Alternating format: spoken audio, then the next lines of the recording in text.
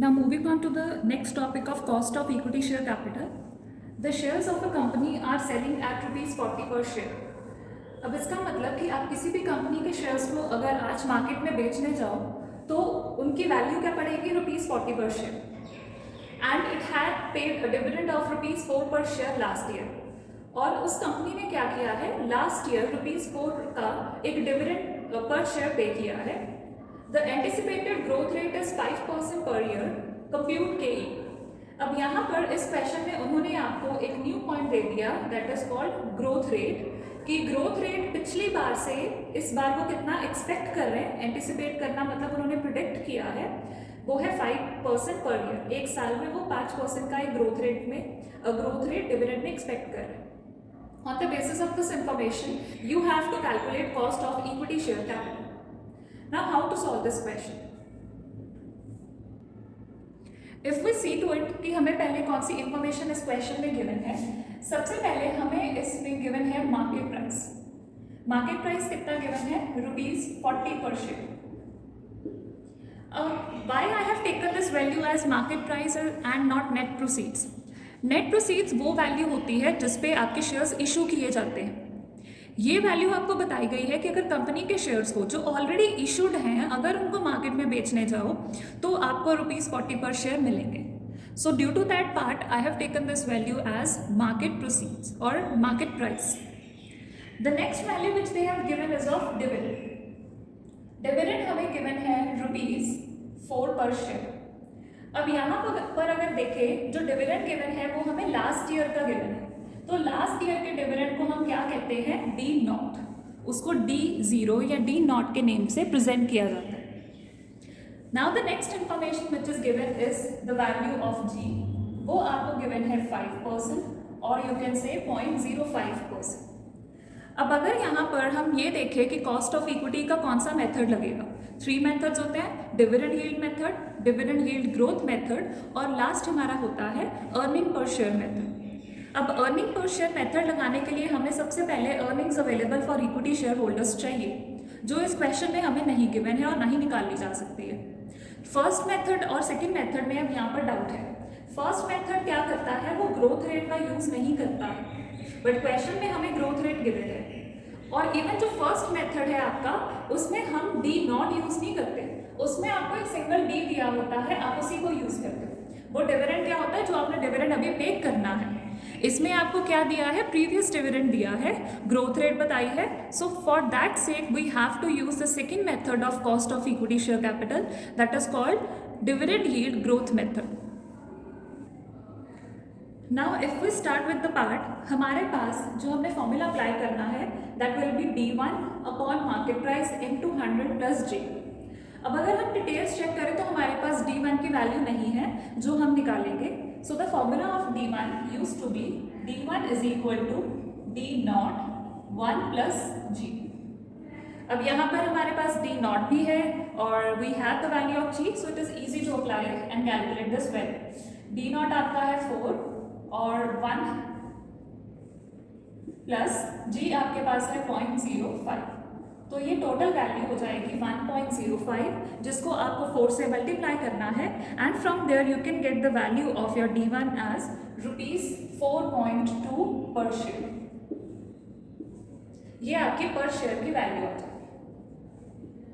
पर शेयर के ऊपर जो डिविडेंड पे करोगे उसकी value.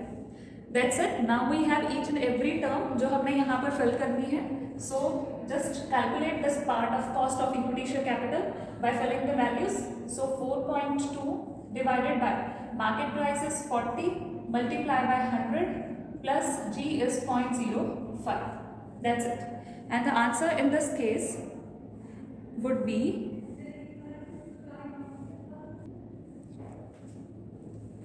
which is equal to. Now here you have to solve firstly this part and then this, add this to it, because whenever you will be doing it in a combined way there are chances that you can commit a mistake. So better to solve it in firstly one part and then add the second one.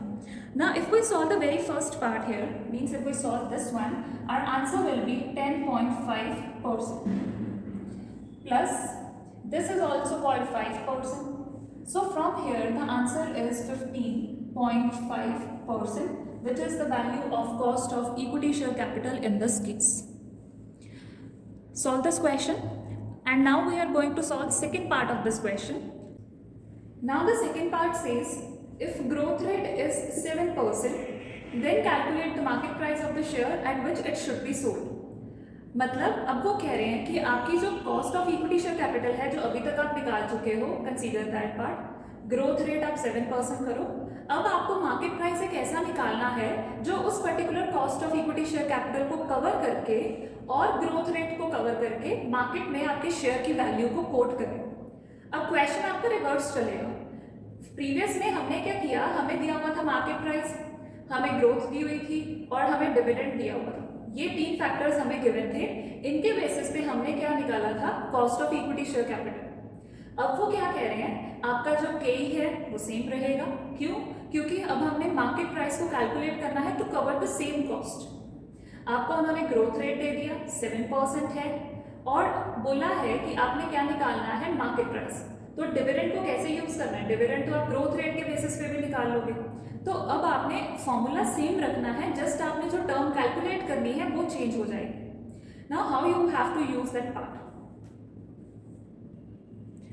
So in this case हम क्या करेंगे, के हमारा previous है, so we will be using it as 15.45%। जो D naught है it is given कि वो है हमारा ₹4 पर शेयर, तो वो सेम रहेगा क्योंकि वो लास्ट ईयर का डिविडेंड है। आपका चाहे मार्केट प्राइस चेंज हो जाए, बट जो लास्ट ईयर डिविडेंड आप ऑलरेडी पे कर चुके हो वो तो चेंज नहीं होगा। देन हमारा जो नेक्स्ट पार्ट है ग्रोथ उन्होंने हमें बता दिया है कि हमारा कितना है 7%। अब हम निकालेंगे D1 किसके बेसिस पे निकाली जाती है, D0 एंड G के बेसिस पे।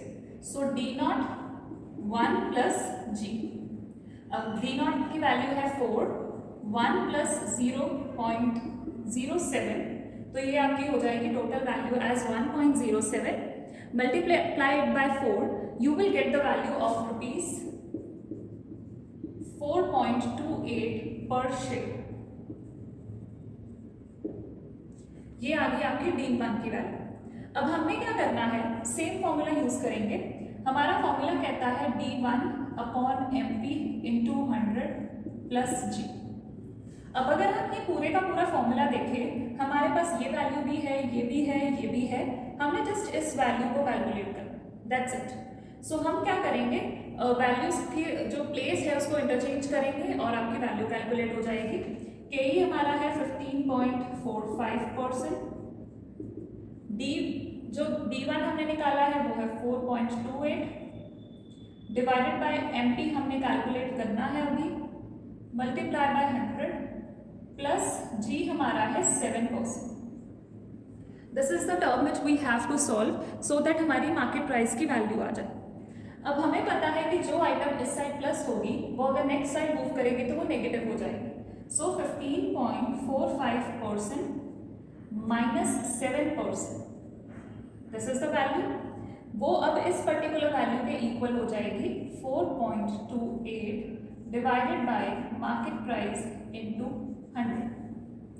आप इसको सॉल्व करो, वैल्यूज को इंटरचेंज करो, अपनी वीडियो को यहाँ पर पॉज करो and then match your answer with me, because from now you can solve this question at your own and match your answer.